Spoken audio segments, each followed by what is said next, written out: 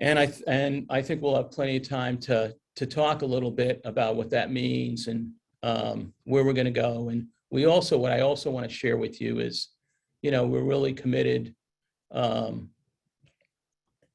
get moving again on the workforce issue in the fall. We did have, as you guys know, about some weeks ago, Joan Benaki published a great editorial op-ed in the Globe about our workforce problems.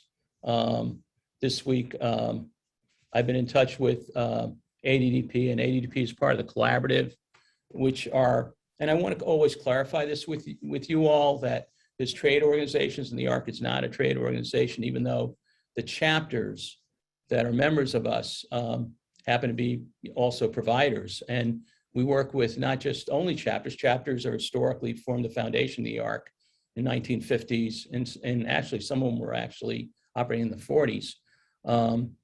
Though Montreal claims credit for the oldest chapter of the ARC in North America, but we don't know. They argue with New York City a lot about that. But we work with a whole range of organizations, which are also sponsor members of ours, and collaborate not only in talking about policy, but we're always trying to balance the family piece of this, the individual piece of this, with the issues providers face as organizations funded by the state. So the collaborative is 4 organizations, and the one closest to us is the Association for Developmental Disability Providers, and they work as trade organizations to advance that, agenda, which is, important. And for us, we try to look at it from the big picture of the families, individuals, and then we have worked hand in hand with them, and sometimes we take a different track. And I think that's what'll probably happen this fall. We'll work, not in opposition, in concert on some ways, but taking a track that we think will hopefully impact things, and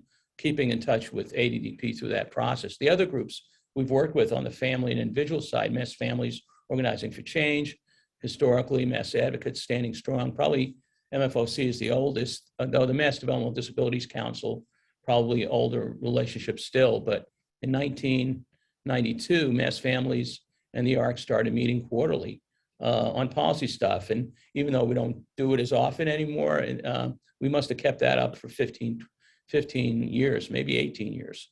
And then Mass joined us and other groups. So there is that piece of it. And then next month, you'll get to hear from Bill Henning, who leads the Boston Center for Independent Living, and talk about cross-disability issues. So anyway, I'm really thrilled you're with us today. And I think Rania stopped in today too, leads.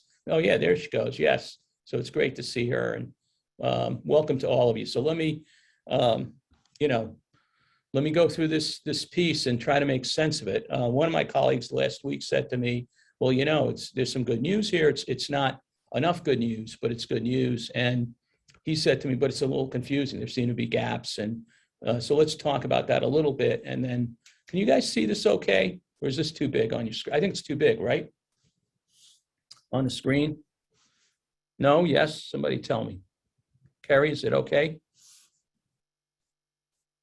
Do I got it down? You can't see the very top end. So yeah. So I don't know what the deal was. A little smaller. I had the problem. Yeah, I had the problem over the weekend, and I thought I fixed it. Let me hit Command and. But it's not terrible. I mean, we can still read it. Let me get out of. You're not seeing it right now, right? No. Okay. Let me get out of the screen. Let me get the view to a reasonable level, fit to window. Okay. Let's try it again and go here. Let me start. Let me go here and play from current side. No, it's still giving me a problem. Boy, I cannot believe this. This is like bizarre. Okay. Let me just bear with me. So I don't necessarily need these slides, but it's always nice to have them. So let me hit view and let me hit zoom, and I'm going to make it, it's not even a full showing. That's really bizarre. So I don't get it. I don't get why I'm having a problem. Yeah, so let me address the zoom to 100% and see if that helps.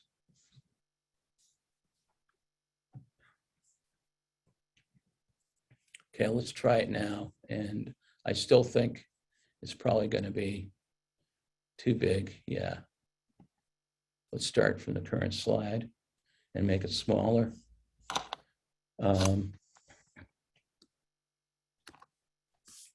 Wow, this is the first Yeah, time. we can't see anything yet. Oh, I know, because I'm trying to make it Okay, all right, okay. smaller, and it's really, But, you know, it wasn't horrible. I mean, we could okay, still read the very top, so you just, you know, it was, okay. yeah. Let's go with it. I'll try to figure it out, and let's keep the presenter view on it, and then let's share the screen.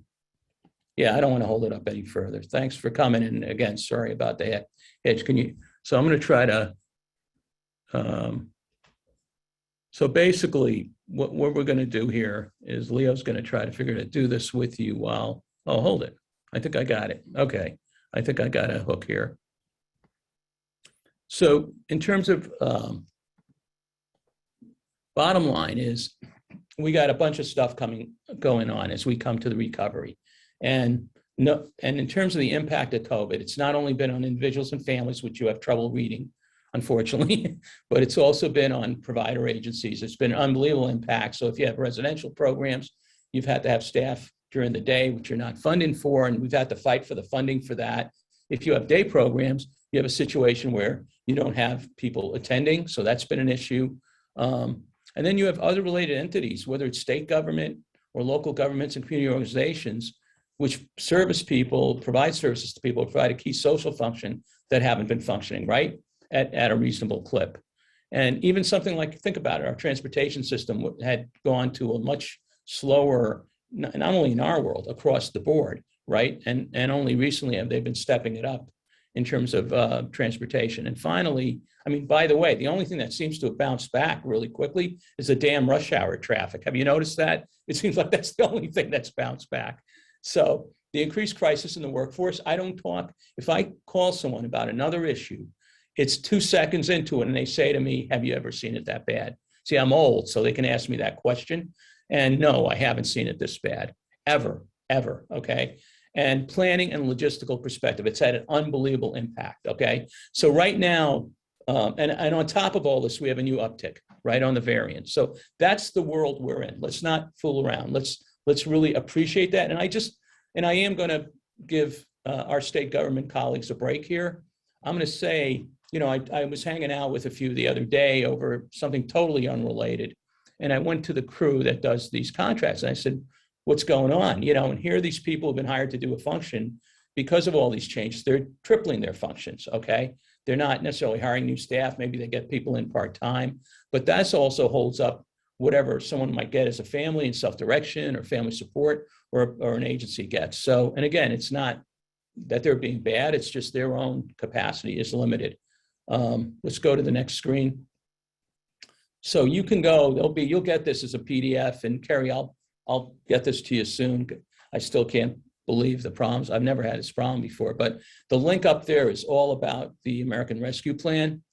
And so point number one, I want to share with you, and you can, by the way, see their whole plan up there. And just to be honest with you, that's helpful, but it's also only so helpful because it's a general plan. And I see Jim Cassetta's on it. A few weeks ago, I said to him, hey, go up here. You'll see what the plan is. Hey, Jimmy. And basically, hiring and retention bonuses through a 10% bump for July 1st, effective July 1st, okay? And these are the services in stage one. It says state one, okay? You can see I didn't proof my weekend PowerPoint here. And let's go through the items. Home health services, durable medical equipment, continuous skilled nursing, which a lot of, you know, our community cares about, personal care services, you know, the PCA program, adult foster or group adult foster care, PACE, which is the program for seniors, that's a managed care program, HCBS waiver services, targeted case management, rehabilitation, rehabilitative services, and additional services as permitted. So they went ahead and submitted this request. CMS approved most of the request. They're still trying to figure out how to implement it though. So this is effective July 1st. The first memo was on July 19th. The second, which is the emergency regulations to implement this, was on July 23rd. And I'll share with you about a hearing in a minute. But what this all means is some of these services are in MassHealth. And if you go online, you'll see the MassHealth services are literally detailed, the 10% increases. You don't see the same for the waiver services yet. And so then you get nervous. You see it in one document, but you don't see it in another. The other piece that's clear for MassHealth is agencies that do day services. They will get 25% more additional. Let me go to the next slide that covers that. So I can't see above. I'm dying to see above. This is really frustrating. I should have printed it out. But let me see if I can make this smaller. Optimize screen. Let's optimize the screen. No, cancel. All right, you know what? That's okay. Let me go back. I just went too far. Here it is. So here's the good news is, there's more funding.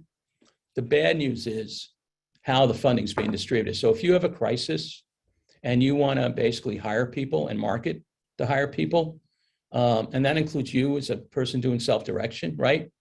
You really want the money in advance to be able to be aggressively doing that.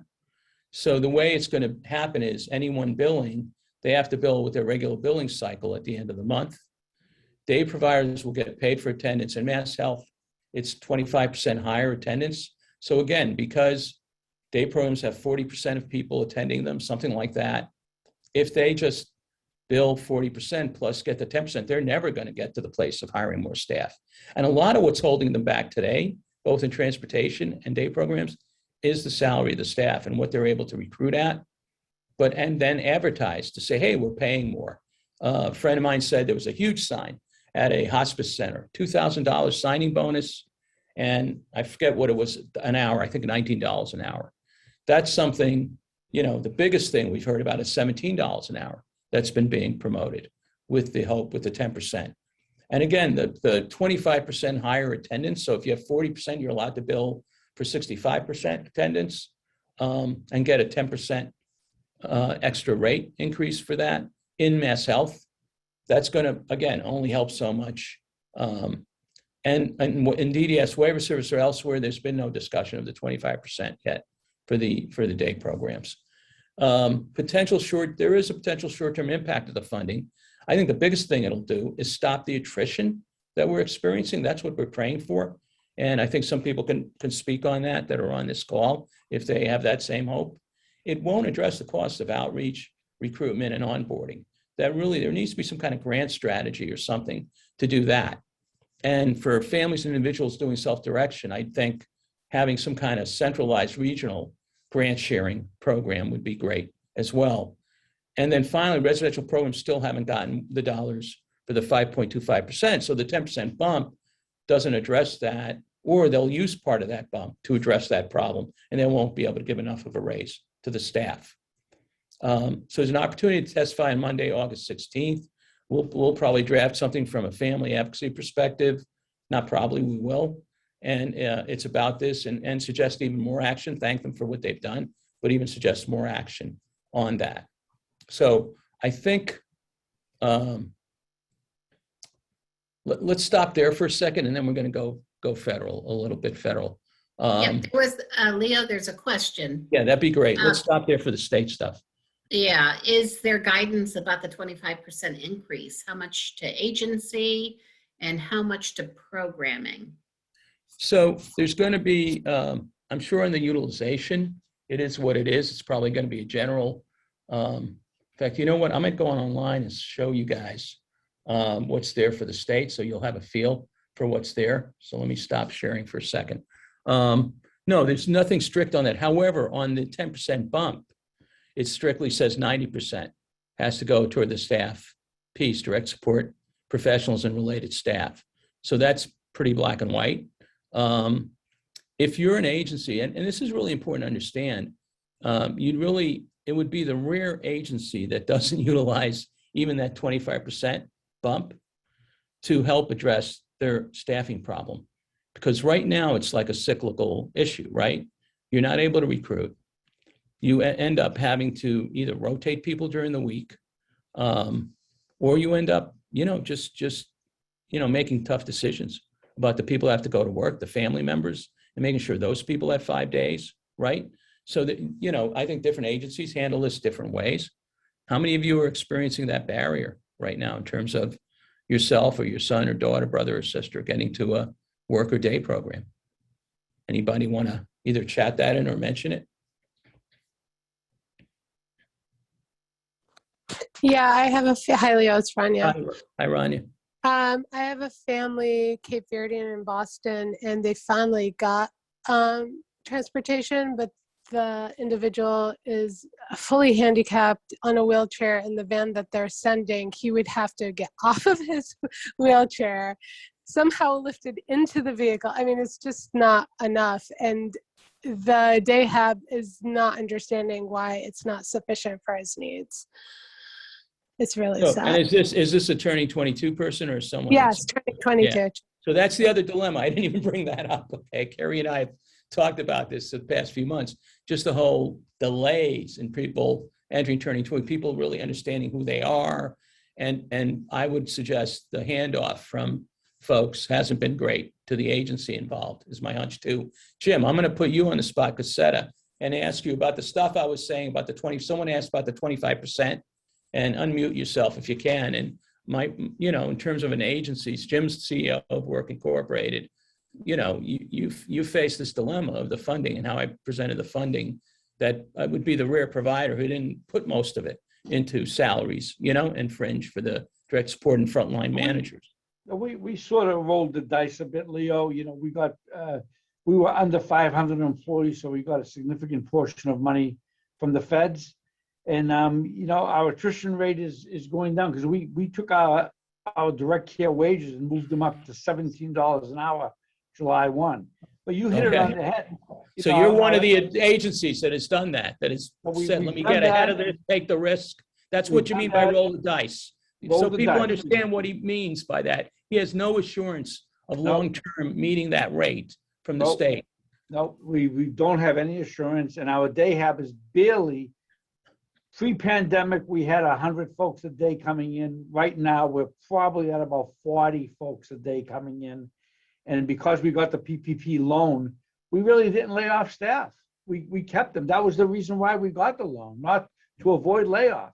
Right. So we're as I just said, we're sort of taking a gamble and waiting for the Commonwealth and MassHealth to do the right thing.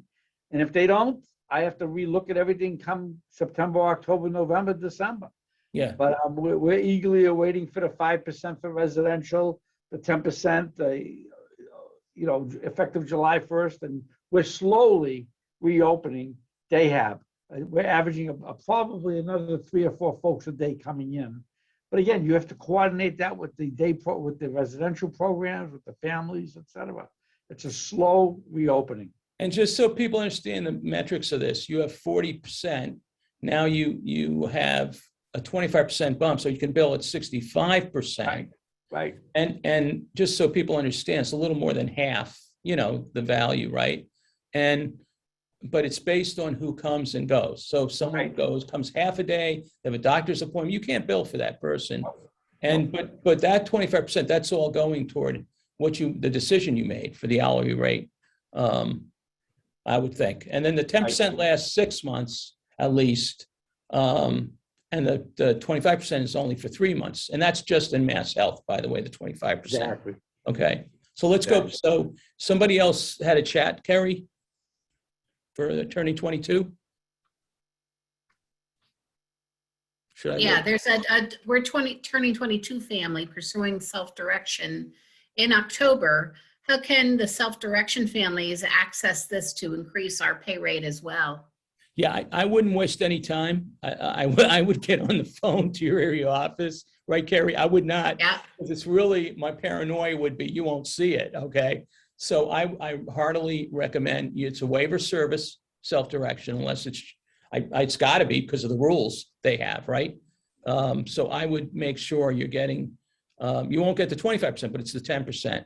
And you want to make sure that that's built. And again, you're going to have to bill at the end of the month. It's not going to help you up front, just like with the providers, okay, and agencies providing services. You're gonna, but at least, so your July bill, if you haven't received instructions, which I would not be shocked about, okay? Because again, of the extra work I was saying earlier that I happen to stop in on people on an unrelated reason, visit with them, and they were still hoping to get clarification about how to structure that. But I would check in, make it clear, and we should probably put that in notes as well, so other families and individuals would have a heads up.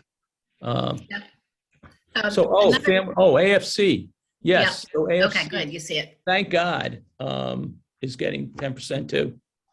And I was pleasantly shocked. It's in so let me take you to the page. Let me just quickly take you to the page and then share the page.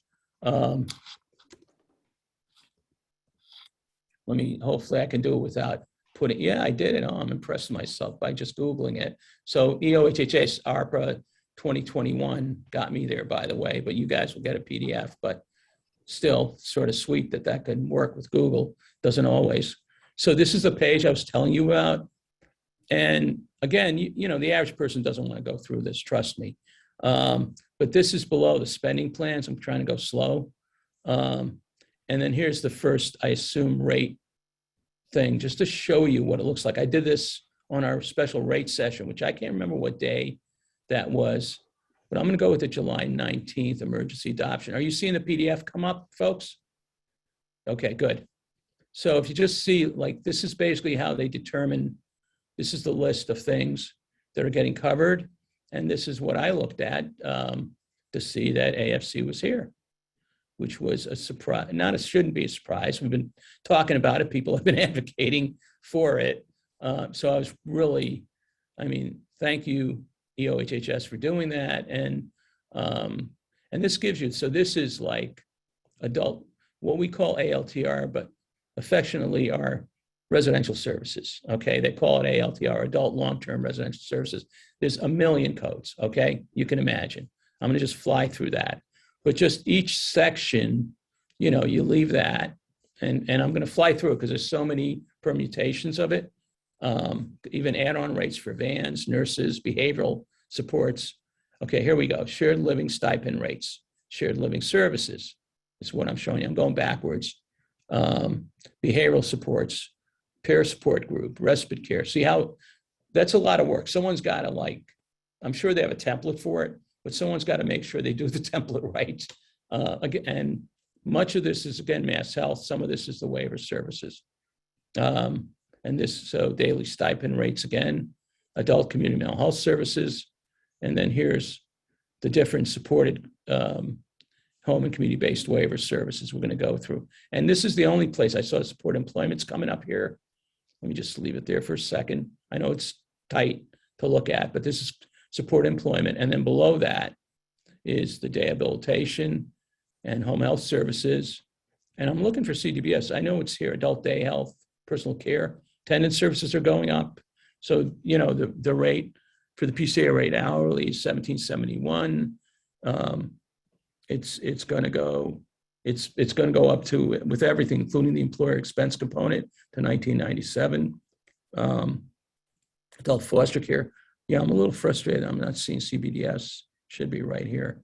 Here's adult companion. Here's some other home and community-based services, but day services, individual living supports. Trying to find. I know I'm getting you dizzy by flying through, but you can see how long this thing is. Shared home support, speech therapy, youth services, congregate care rates in different areas. Continuous skilled nursing is getting an additional funding as well.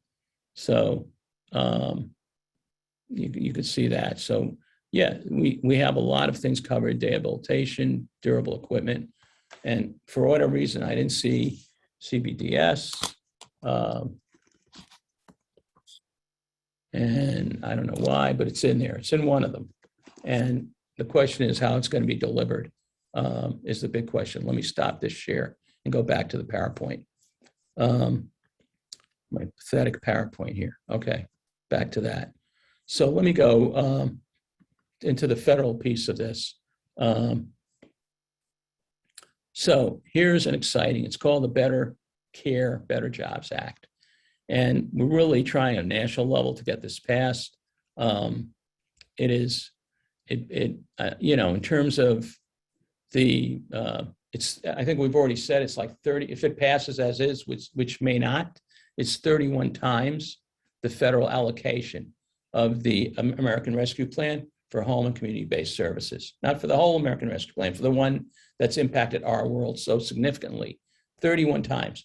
Through 2029, there would be an additional funding, okay? And there's pieces to this. I'm not going to cover all the pieces. I give you a link, which is, I made a tiny URL so you could have an easier time to see a summary on this PowerPoint. And the link is at Advancing States, which is a web page of the federal home and community-based services page. And it's not easy to find. So that's why I made sure I tried to Google it on the page and realized the only way it can be found is with the link. But it's both addressing the individuals in the workforce and expanding that funding. So an additional 10% match at minimum for states. It is addressing unmet need, expanding financial eligibility criteria, covers personal care services. The big thing I thought was it also talks about the idea of related family members, whether guardians or others, to like have change that allows for those individuals to get, funding and address funding needs. Right now, you can do that, through the DDS home and community-based waivers. And we would have to advocate for the state to do that. You can't get it done through present mass health programs because of federal regulations. But the other piece, states can also get an additional 2% FMAP, federal reimbursement. And that's really federal Medicaid. I'm spacing out on what the A stands for, but it's participation. That's that match. As a state, we get 50%. Right now, we're going to get 60%, but we could get 62% if we establish certain models, which we have for the delivery of self-directed care. So if I'm in Massachusetts, I would want to get the whole 12%, right? Why would I stop at 10%? Because we're already doing some of this. And then on this Thursday at 12 noon, Nicole Jerwick from our national office will be with Maura and Ellen. So you can get a deeper dive on this with her. But there's a lot of pieces to this. So there's also extra money for the administrative headaches of applying for better jobs, better care, better jobs. It's 80% increase in the administrative cost of states. So there's these little other things that I'm not going to get into that are sort of pretty nice extras from a federal funding point of view. And then the other thing I share with you are these links. So the ARC-US has a policy paper on long-term supports and services. The ARC of Massachusetts has a workforce site, which we're updating, and we already updated it a bit. Thank you, Ellen and Maura. We've been working together to try to work on it. I think Kathleen and Charlie might be working on it too. EOHS regulations and hearings related. I have a link for that for you. That one of those documents I showed you that's on that page. The MassHealth rate service codes, and then finally the advancing state summary. I put them all on one slide for you. Any questions about the federal piece? So for me to summarize, while Kerry looks at the questions, for me to summarize, I can tell you, we're going to send the PDF, Laurie, afterwards, all of it. Just bottom line is let me stop the share. The bottom line is we're still in process on the state side of making this work. We appreciate what the state's doing. We know how much work it is, but it's not enough to solve the workforce crisis. And even in the short term, it's not enough. And we're going to need to weigh in a little bit. And I'm not sure, honestly, at this point on the short-term stuff, I'm not sure what the best way, short of just authorizing some grant strategies, maybe it won't be federally matched, for organizations and for individuals and families. I know we recommended over a year ago, might have been 2 years ago when COVID started, that there be regional, almost shared recruitment for families and individuals who are self-directing or getting their own supports. So there'd be like a great system for recruitment, because people basically recruit themselves anyway, in terms of a lot of those programs, AFC, not AFC, AWC, Agency with Choice, and participant directed program. So I think the big thing is we're thinking we'll bundle it up, the advocacy in the fall. and work on the big picture and then share information from our perspective, with the Secretariat first, and then start sharing it with legislators. And then Ellen put in the chat, Sarah Kugler, I forgot, from Senator Warren's office, will also join Nicole, and Ellen and Maura on Thursday at noon. So that's good. And you had somebody else in Senator Warren's office that's been great, Ellen. So this will be, unless she married and changed her last name, somebody new. Any other questions before we? It's a lot, huh? It's a lot. Not in the chat. We're good. Okay. So bottom Somebody, line, feel free to Yeah. unmute yourself too. Yeah. I mean, the bottom line is it's not clear. It's not adequate. And we have to figure out what to recommend that would make it adequate. And I know in our testimony to the House and Senate, we suggested it was somewhere around 233 million for our world, our constituents in both MassHealth and DDS. But that doesn't cover, mental health, and it doesn't cover children's services or youth services. Leo, I just have a quick question. There's a lot of families who, like James was saying, even the capacity to go back to some sort of day scenario programming, a lot of programs have just closed. They haven't been able to sustain. So there's no place for them to go back to. And even maybe they have a sister agency, 45 miles away further. Right. How are they going to get there, and can you get in? So all those families that continue to be, if you will, at home, is there anything that DDS funding-wise can do for them in any of this? Can any of that reach out to those families who have nothing? So I think what it almost, means we'd have to take apart like the funding base, right, for the programs, because that's how the funding gets distributed. And you'd have to decide now, and then family. So let's say the rate is $25,000 a year for an individual for day program. How far would that go? And if people want to ask for that, maybe temporarily, that's what we have to allow. And can that be federally reimbursed? That's the other question. The way those services are delivered, and can it be turned into self-direction in the appropriate ways? Could a family put that together quickly enough? Do you do self-direction, Lori, or do you have? I'm trying to remember because Yes.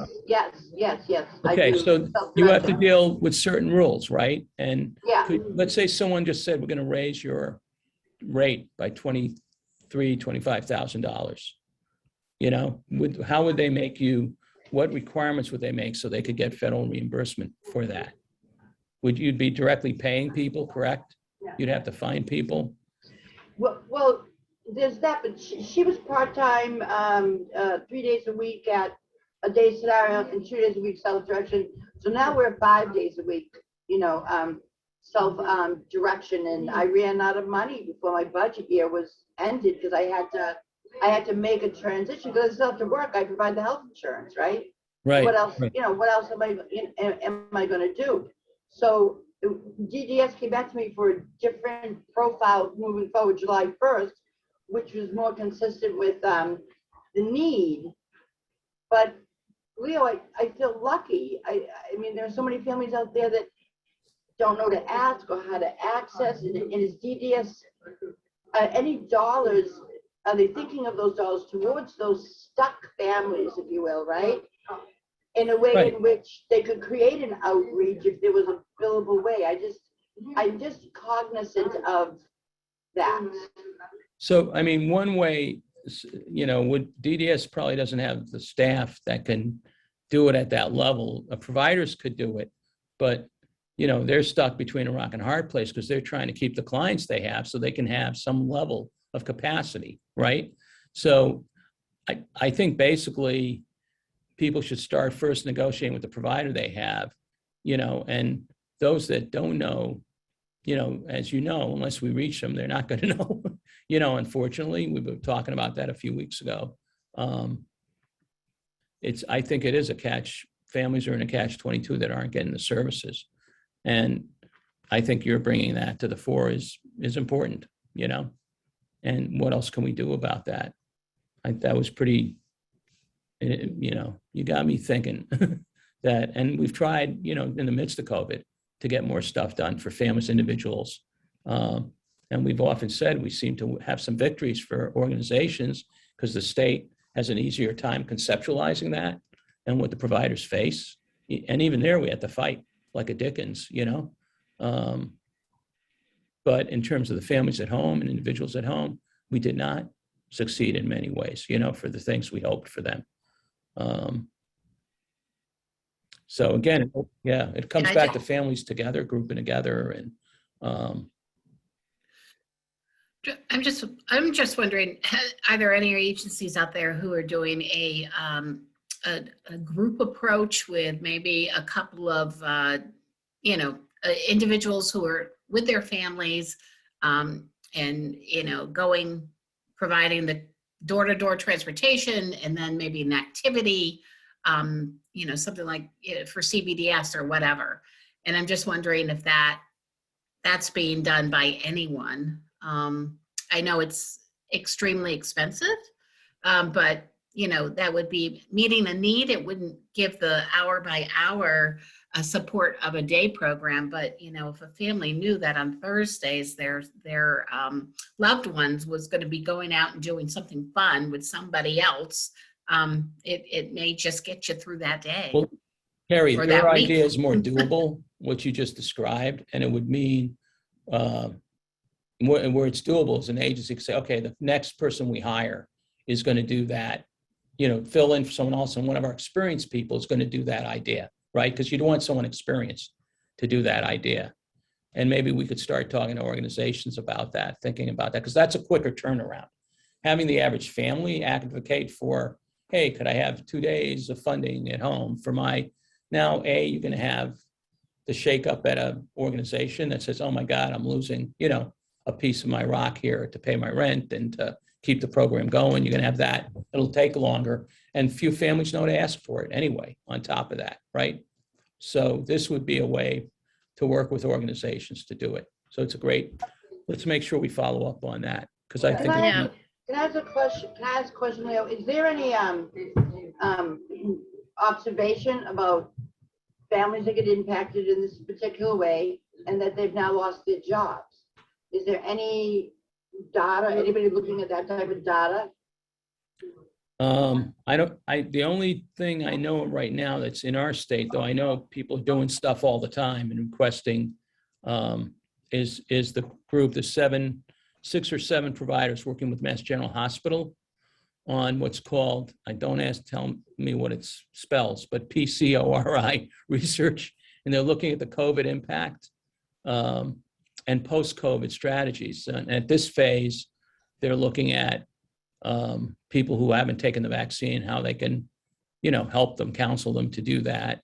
But they're looking at what happened during COVID, how well agencies responded to that, staff and all that. But no, I don't, I know you'll see it in the literature once in a blue moon. We'll see suddenly a study that comes out. And, but I don't know of one right now. I do have an email I have an answer from last week from a research person, and I'll look at that. And then we have a Michigan study that we're going to participate in as external advisory committee at University of Michigan, and that relates to actually, but it's really not core to this. So I think hopefully the ARC at the U.S. level is they've been working on family leave issues and all those kinds of things. So, but you're right, Lori, there has to be an impact, right, on people staying employed. Well, that was too long an answer. I'm sorry. Yeah, no. Yeah, and then it leads to everything else, right? So if you've lost your job, what's your capacity to pay your mortgage? Even if you're a 2-income household, now Right. are you eligible for food stamps? Now, if you were the health insurance carrier, now are you eligible for MassHealth? So the money's gonna, gonna be tapped in a different level of systems. Right. You know what I mean? Right. Yes. So I don't know. I just, if there's a way to recover families who don't have a program to go back to, and or recover for them, some sort of funding option other than the day scenario only option, which We may should- not be open. Yeah, so Kerry, one thing we could check into is the general recovery stuff for families in general. That would be great. And then I did get something from National that I'll forward to you that had to do with people who are potentially being evicted. And I'll try to get that to you today too, and see if there's something. I might have forwarded it already, but I'll forward it again. It was sort of an information overload thing. It was 4 attachments in there, possibly with different languages. So I might have. I'll send it again today. So, and then there's one last, Lucy's got one last question here before we sign off. Has anyone found quality medical services for people with severe ID after COVID complications? Spalding, yeah, I think Spalding's not a bad bet, Lucy, but Lucy's asking, does anyone else know in terms of rehab for people who are recovering? As you know, some people, the recovery period is long and intense. And whether you have a disability or not, but obviously people with disabilities who can't verbalize what they're going through, it's very challenging. Anybody have a recommendation for quality medical services for individuals who are having after COVID complications? So I do know Spalding does work with people with brain injury and people who have communication issues, Lucy. So I think you want to emphasize that, make sure, at least someone with expertise in that area is part of the team at Spalding versus physical rehab alone. All right. All right, everybody. Geez, I don't know if I'm a little more depressed. I hope I didn't make you depressed. Some good things are on the way. They're not adequate. Let's not goof around about that. And then, Lori, thanks for sensitizing us or reminding us of the ongoing challenges families are having in their daily lives. So we'll look into what is out there generically to try to get the word out with this week's notes. And thank you, everybody. Thank you for being with us today. And next week we're off. And the week after, Kerry, I think we're having a joint topic. We'll figure it out. And I know in September, I'm really excited on a series of things. And like I said, Bill Henning is going to join me from Boston Center. I've asked, I'm in process of asking a parent and a sibling. The parents already said yes, to talk about, the whole issue of the difficulties that this COVID period has intensified in terms of perspective. And we want to ask an agency person to join us so there can be like a dialogue about, and focused on group residential and residential in general. And then we'll do one on day programs, like just a nice give and take about the different perspectives, so that agencies, they're struggling with the day-to-day themselves, and sometimes the families, and some of the most articulate families hit the end of their rope on a situation because there has been turnover and there are issues, but how can we work together through these challenging times, right? And really, on the provider side, listen to the family and the individual, and on the family side, to appreciate and find a way to share the significance, because sometimes, leadership doesn't have, the full knowledge of what things are really like on the ground. So thank you, everybody. I hope you're having had a great weekend, and look forward to the week. Take care. Bye-bye.